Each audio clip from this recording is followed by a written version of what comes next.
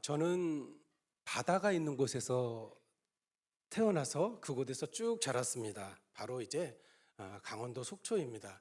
저희 집 앞에 가면 바로 집 도로 하나를 건너면 거기가 바다입니다. 저는 그 옥상에 올라가서 집 위에 있는 옥상에 올라가서 저녁이 되면 밤하늘의 별들을 보고 그리고 또 멀리 배가 어떻게 지나가나 그런 것들을 보았던 기억들이 있습니다.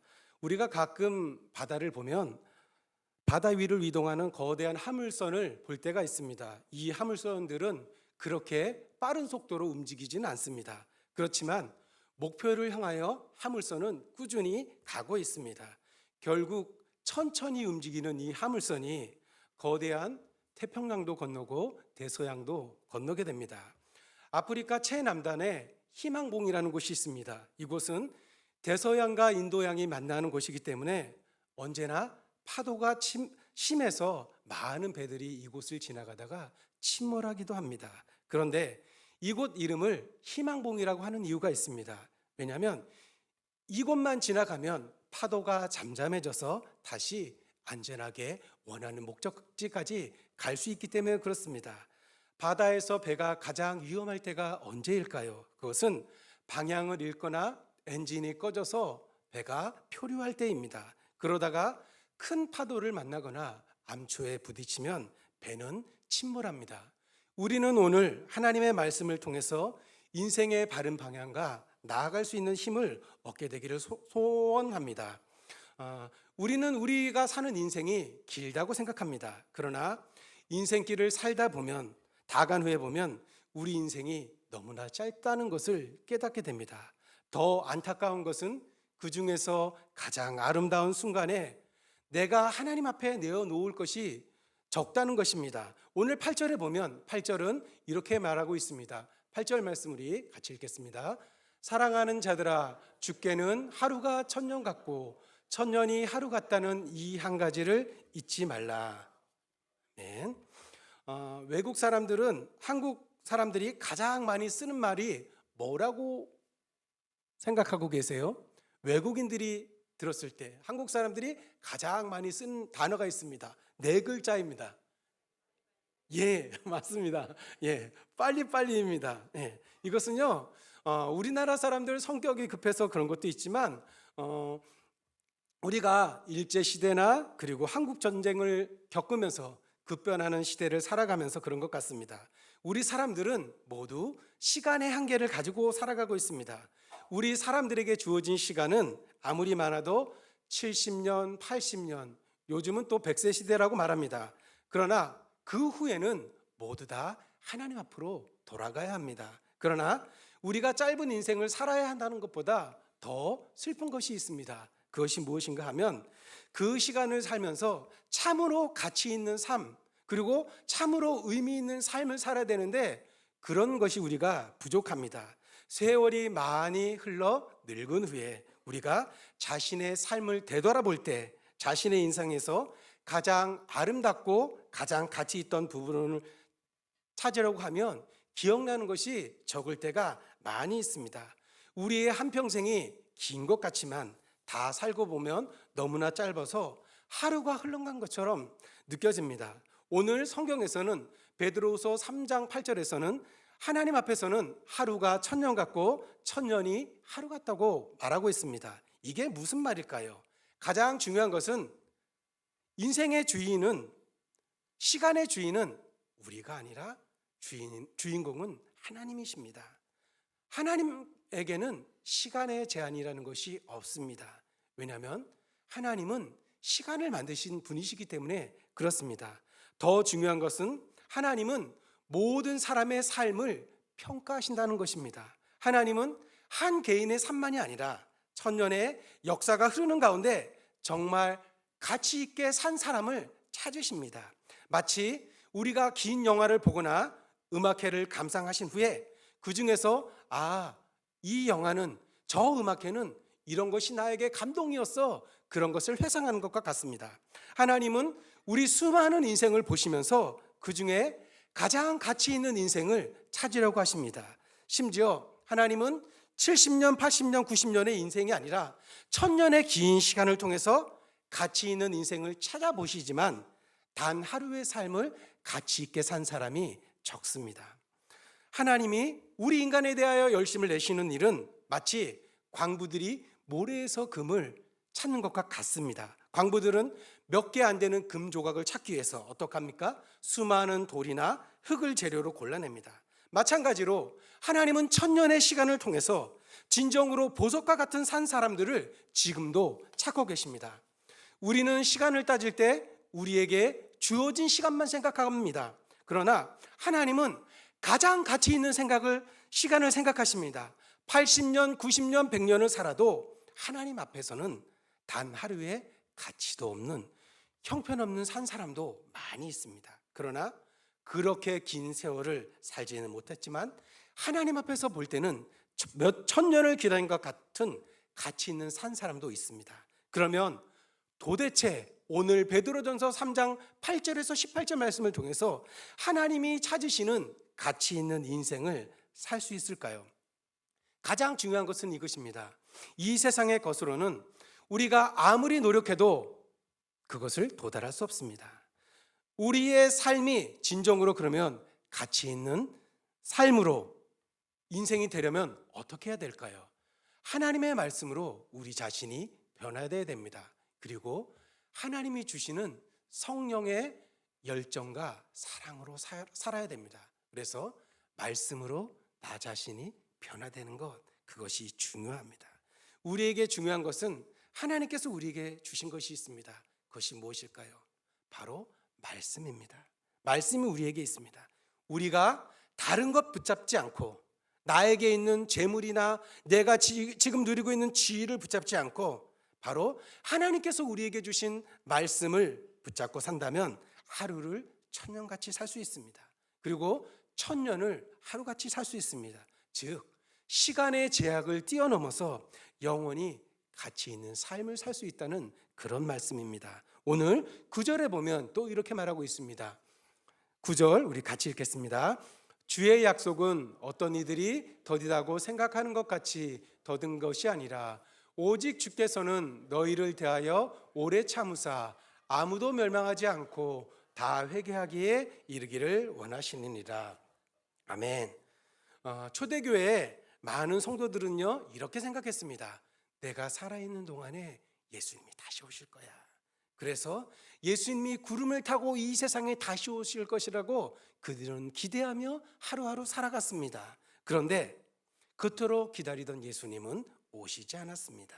자꾸 세월이 흘러가고 이제는 예수님을 보았던 사람들은 다 죽고 아무도 없습니다. 그래도 예수님은 오시지 않았습니다. 그 이후 2000년이라는 시간이 흘렀습니다. 그럼에도 불구하고 예수님은 아직 오시지 않고 계십니다. 그래서 예수님은 오시지 않는다고 주장하는 사람들도 있습니다. 그것에 대하여 오늘 베드로 사도는 이렇게 말하고 있습니다.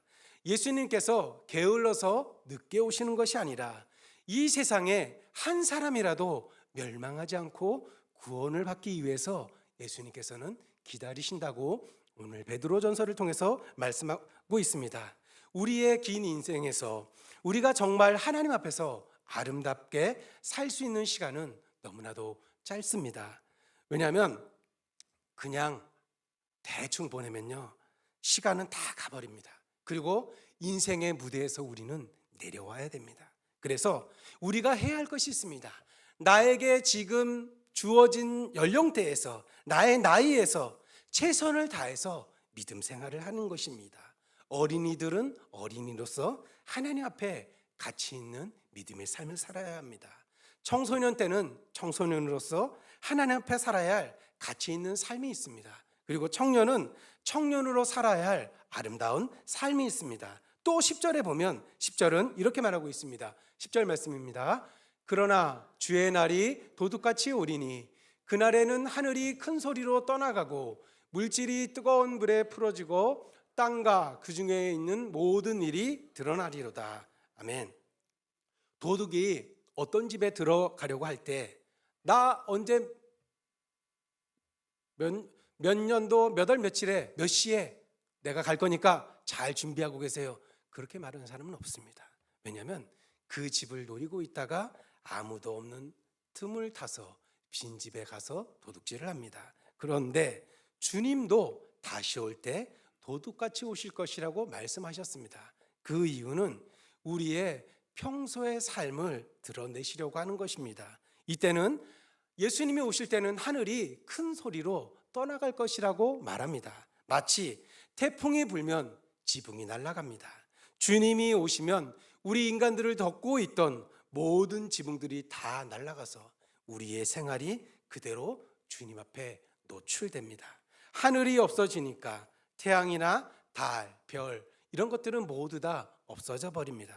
그리고 우리 사람들의 모든 비밀들이 다 드러나게 됩니다. 인간들은 더 이상 내가 그동안 했던 행동들을 숨길 수가 없습니다. 사도 베드로는 앞으로 되어질 이 모든 것을 말씀한 후에 성도들에게 스스로 생각해 보도록 질문을 하고 있습니다. 그것이 11절 말씀입니다. 11절 말씀. 이 모든 것이 이렇게 풀어지리니 너희가 어떠한 사람이 되어야 마땅하냐. 아멘. 지금 성경이 말씀하고 있는 이 모든 것이 사실이라면 우리 성도들은 어떻게 살아야 될까요? 이 세상의 모든 것이 주님이 오시면 다 없어집니다. 우리는 어떻게 살아가야 될까요? 그것은 불에 넣어도 타지 않아야 할 사람이 되어야 합니다. 우리가 잘 아는 다니엘의 세 친구는 어땠습니까? 사드락과 메삭과 아벤누고 같은 사람은 용광로에 넣어도 머리털 하나 상하지 않았습니다. 왜냐하면 그들은 사람의 말보다 하나님을 더 두려웠기 때문에 그렇습니다. 하나님을 열정적으로 섬겼던 엘리야는 어땠습니까? 그는 죽음을 보지 않고 불말과 불병거를 타고 올라갔지만 그는 죽지 않았습니다. 우리가 최후의 심판에 견딜 수 있는 것은 거룩한 삶과 경건밖에 없습니다.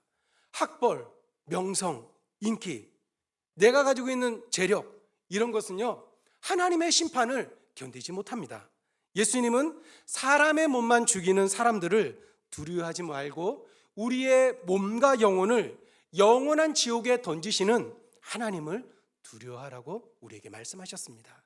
우리가 이 세상에서 사람을 두려워한다면 절대로 하나님의 심판을 견디지 못합니다. 우리 저 화면에 나오는 거 같이 한번 읽어보겠습니다. 우리가 이 세상에서 멸망당하지 않고 하나님 앞에서 아름다운 삶을 살려면 인생의 바른 목표를 정해야 합니다.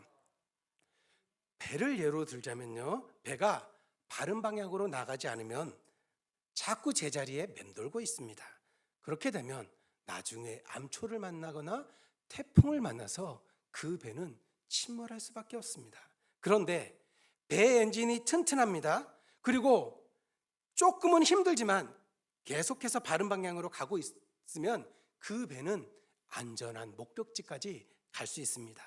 이 세상에서 부패할 것을 우리의 삶의 목표로 살아가면 우리의 인생은 끝날 수밖에 없습니다. 그런데 그가 한평생 쫓아왔던 모든 것과 함께 그 사람은 끝나게 됩니다. 이 세상에 영원히 썩지 않는 것이 무엇일까요? 그것은 하나님께서 우리에게 주신 말씀밖에 없습니다. 그래서 우리는 우리의 모든 삶을 어디에 담고야 하냐면 바로 하나님께서 우리에게 주신 말씀에 매일매일 우리 자신을 살펴보아야 합니다. 14절에 보면 또 이렇게 말하고 있습니다. 14절 말씀. 그러므로 사랑하는 자들아 너희가 이것을 바라보나니 주 앞에서 점도 없고 흠도 없이 평강 가운데서 나타나기를 힘쓰라. 아멘. 사도 베드로는 두 가지를 말하고 있습니다.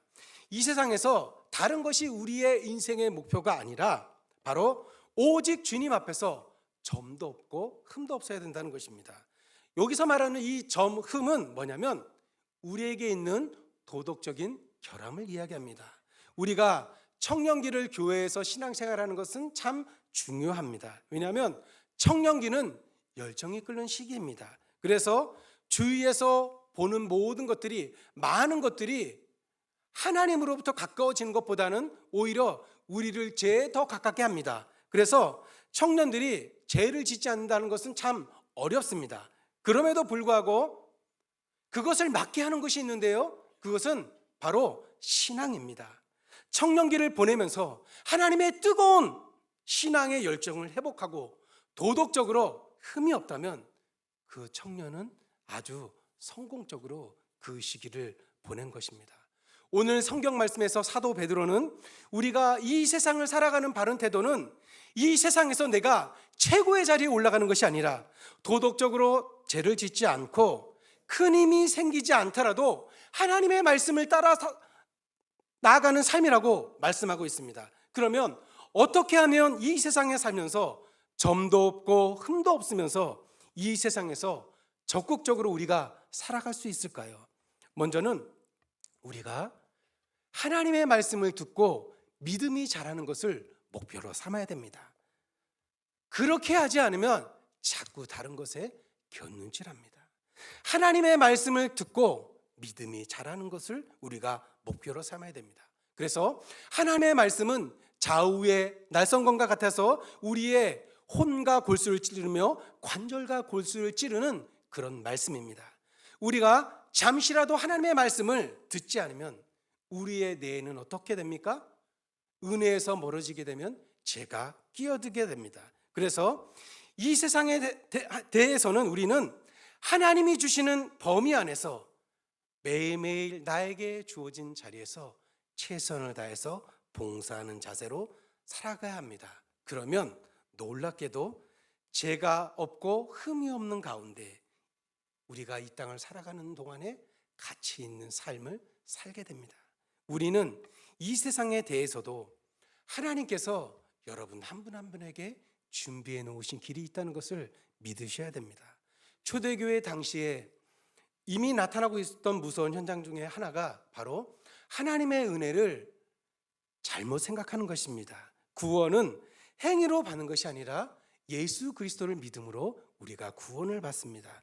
그런데 초대교회 당시에 구원받은 후에 이제 우리가 구원받았으니까 내 맘대로 살아야 되지, 그렇게 이야기했던 사람들이 있습니다.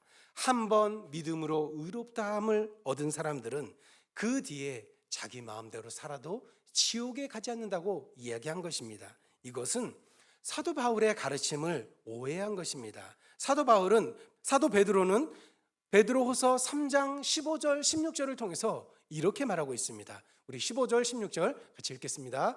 또 주의 오래 참으심이 구원이 될 줄로 여기라. 우리가 사랑하는 형제 바울도 그 받은 지혜대로 너희에게 이같이 썼고 16절 또 그 모든 편지에도 이런 일에 관하여 말하였으되 그 중에 알기 어려운 것이 더러 있으니 무식한 자들과 굳세지 못한 자들이 다른 성경과 같이 그것도 억지로 풀다가 스스로 멸망에 이르느니라. 사도 바울의 가르침의 핵심은 예수 그리스도를 믿음으로 구원받는 오직 은혜였습니다. 사람이 구원을 얻는 것은 내가 착한 일을 해서가 아닙니다.